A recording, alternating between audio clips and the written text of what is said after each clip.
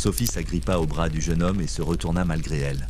Mais celui-ci la rassura aussitôt, lui assurant que les créatures ne les rattraperaient de pas. Avant même qu'elle ne comprenne ce qui se passait, le sol disparut sous ses pieds. En baissant les yeux, elle découvrit avec stupeur qu'il ne marchait de plus sur les pavés, mais dans les airs. Porté par le vent, il glissait au-dessus des toits d'Ingari.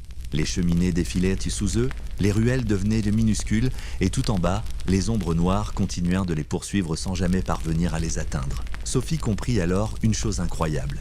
Ils étaient en train de voler. Avec un léger sourire, le jeune homme lui fit simplement remarquer que c'était bien plus pratique que de courir. Pour la première fois, Sophie découvrait sa ville vue d'en haut. Les maisons, les rues et le marché ressemblaient désormais à un petit décor.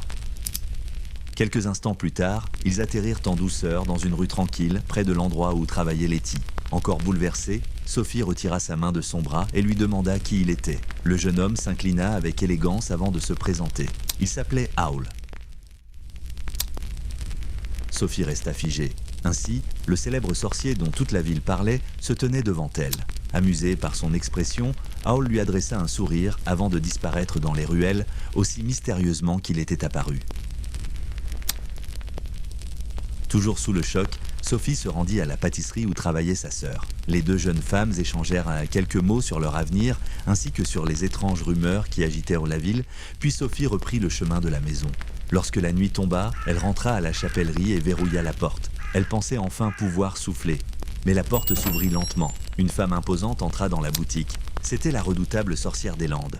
Avant même que Sophie ne puisse réagir, la sorcière l'enveloppa d'une mystérieuse magie et lui lança une terrible malédiction. En quelques secondes, toute sa jeunesse disparut. Son dos se courba, ses cheveux devinrent blancs, son visage se couvrit de rides, et elle se retrouva prisonnière du corps d'une vieille femme de 90 ans. Puis, la sorcière des Landes disparut comme elle était venue, laissant Sophie seule, terrifiée face à son reflet, consciente que sa vie ne serait plus jamais la même.